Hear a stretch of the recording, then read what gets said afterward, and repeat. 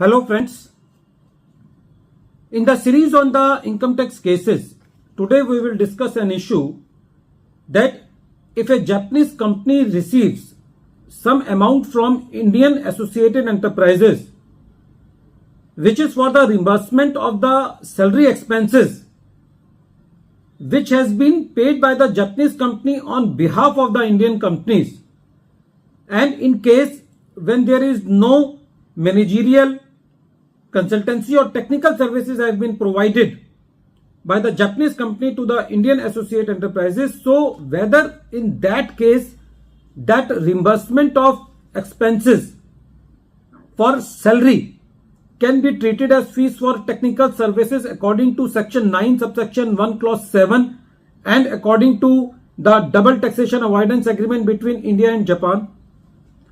This issue has been decided by Delhi ITAT D bench in the case of Advices Company Limited versus Assistant Commissioner of Income Tax. This case is reported in 113 ITR Tribunal at page number 147 and the date of the judgment is 12th April 2024.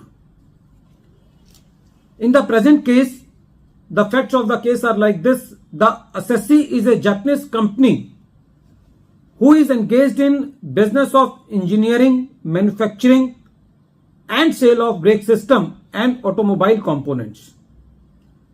During the year, the Japanese company received some amount in the form of reimbursement of salary expenses by associated enterprises.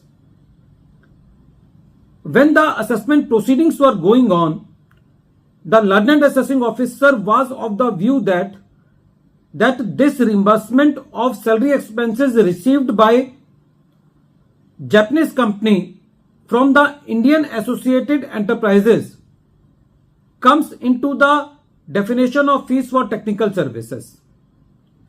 The assessee pleaded before the learned assessing officer that the assessee is a real and economic employer of the expatriates and the employees or the expatriates worked under the direct control and supervision of the Indian enterprises.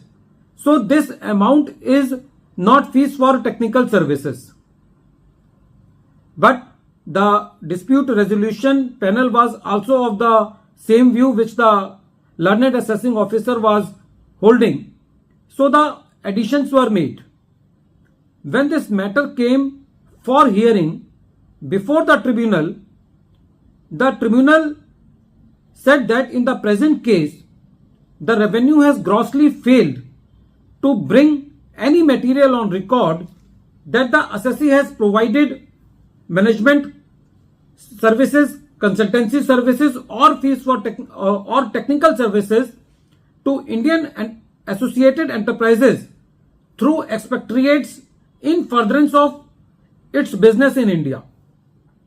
The tribunal said that there is a force in the submissions of the assessee that employees worked under the direct control and supervision of the Indian associate enterprises and the Indian associated enterprises were the real and economic employers of the expatriates. The tribunal also find force in the submissions of the assessee that the TDS has been deducted by the assessee under section 192 and all the expatriates have filed their income tax return by showing that income into the salary income.